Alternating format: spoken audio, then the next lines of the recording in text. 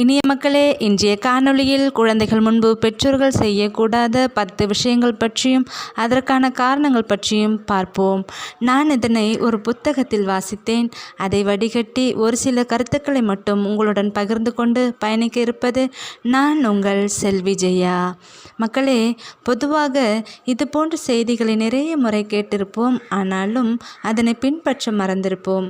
எனவே நல்ல விஷயத்தை மீண்டும் மீண்டும் கேட்பதால் தவறில்லை என்பதால் உங்களோடு சேர்ந்து நானும் இதில் பயணிக்க இருக்கிறேன். 1. குறைத்து மதிப்பிடுதல். அதாவது எப்போதுமே கணவன் மனைவி இருவரும் ஒருவரை ஒருவர் சமமாகத்தான் பார்க்க வேண்டும். ஒருவர் மற்றவரை தாழ்த்தி பேசுவதும் குறைத்து மதிப்பிடுவதையும் குழந்தைகள் பார்க்க நேர்ந்தால் அவர்கள் ஒரு கட்டத்தில் உறவுக்குள் அப்படித்தான் நடக்க வேண்டுமோ, அதெல்லாம் தவறில்லை என்ற எண்ணம் அவர்களிடம் வந்துவிடுமாம். அதுவே தவறான குடும்ப சூழ்நிலையை உண்டாக்கிவிடும் என்கிறார்கள். 2. விதிமுறைகளை புறக்கணித்தல். ஒழுக்கம் என்பது பெற்றோரின் வாழ்வில் சிறந்திருக்க வேண்டும். ஏனென்றால் அவர்களின் முன் மாதிரியே பிள்ளைகளின் வாழ்வில் பிரதிபலிக்கும். எனவே ஒழுக்கத்திற்கான விதிமுறைகளை பின்பற்றுவதில் அதிக கவனம் தேவை. விதிமுறைகளை புறக்கணித்தல் கூடவே கூடாது. 3. எப்போதும் விமர்சித்தல். உங்கள் குழந்தைகள் செய்யும் எல்லா விஷயங்களையும் விமர்சிக்காதீர்கள். எதிர்மறையான கருத்துக்களை கூறவே கூறாதீர்கள். அது அவர்களின் சுயமரியாதைக்கு பங்கம் விளைவிக்கும். தாழ்வு மனப்பான்மை உண்டாக்கி பின்பு எந்த வேலை செய்யவும் பயப்படுவார்கள், தயங்குவார்கள் என்கிறார்கள். 4. இணையத்தில் உலவுதல். பெற்றோர்கள் குழந்தைகளுடன் போதிய நேரத்தை செலவிடாமல் இணையத்தில் நேரத்தை கடத்தினால் பிள்ளைகளும் அதே தவறை செய்வார்கள். நாம் குழந்தைகளுக்கு அந்த தவறை சுட்டி காட்டுவது பலனளிக்காமல் போய்விடும். எனவே அதிலும் கவனம் அவசியம். 5. மோசமான நிதிநிலையை கையாளுதல்.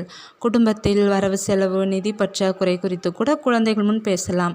ஆனால் ஆனால் வீண் செலவுகள், அதனால் வரும் நிதி தட்டுப்பாட்டுக்கு ஒருவரை ஒருவர் காரணம் காட்டி குறை சொல்லி சண்டை போடுதல் கூடாது. அது குழந்தைகளை மனரீதியாக பாதிக்கும். பின்பு அத்தியாவசிய தேவைக்கு கூட பெற்றோர்களிடம் பணம் கேட்க பயப்படுவார்கள். இது வேறு விளைவுகளையும் ஏற்படுத்தும் என்கிறார்கள். 6. மோதல்.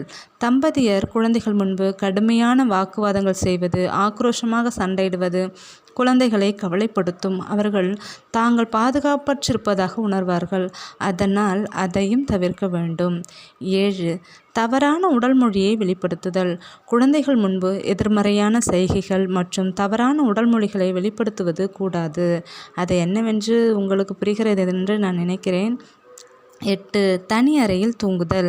பெற்றோர்கள் சண்டையினால் தனி அறையில் தூங்குவதோ அல்லது உறவை விட்டு பிரிந்து செல்வதோ குழந்தைகளின் மனநிலையை பாதிக்கும். அதனால் கணவர் மனைவிக்கிடையில் என்ன நடந்தாலும் உடனே சகஜ நிலைக்கு திரும்புவது குழந்தைகளின் நலவாழ்வுக்கு அவசியம். 9. ஆபத்தான நடத்தைகளில் ஈடுபடுதல். குழந்தைகள் முன்பு புகைப்பிடித்தல், மது அருந்துதல் போன்ற செயல்கள் எதிர்மறையானவை. அது அவர்களை பாதிக்கலாம். ஏனெனில் தந்தை செய்வதைத்தானே தாமும் செய்ய போகிறோம், அது தவறில்லை என்ற எண்ணத்தை அவர்களிடம் அது விதைத்துவிடும் என்கிறார்கள். கடைசியாக 10. உறவுகளை பற்றி பேசுதல். குடும்ப உறவுகளின் நடத்தைகள், செயல்பாடுகள், சுபாவங்கள் பற்றி குழந்தைகள் முன்னிலையில் பேசக்கூடாது. ஏதேனும் ஒரு உறவை பற்றி விமர்சித்து பேசும் பட்சத்தில் அந்த உறவு மீது அதிருப்தி ஏற்படும். இதனால் அவர்களை நேரில் காணும்போது கூட இயல்பாக பேச முன்வர மாட்டார்கள்.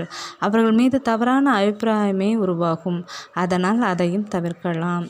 இனிய மக்களே, நான் சொன்ன இந்த செய்தி என்னோடு சேர்த்து உங்களுக்கும் பயனுள்ளதாய் அமைந்திருக்கும் என்று நம்புகிறேன். வாழ்க்கை போராட்டத்தில் என்ன சந்திக்க நேரிடும் போதும் குழந்தைகள் மீது விழிப்பாய் இருப்பது அவசியம் என்பதே இச்செய்தி நமக்கு காட்டுகிறது. இனிய மக்களே, குழந்தைகளின் நலவாழ்வுக்காக சில பல தியாகங்கள் செய்ய வேண்டியிருக்கிறது என்று சொல்லி இன்றைய காணொளியை நிறைவு செய்து விடைபெறுகிறேன். நன்றி. மீண்டும் சந்திப்போம். நான் உங்கள் செல்வி ஜெயா.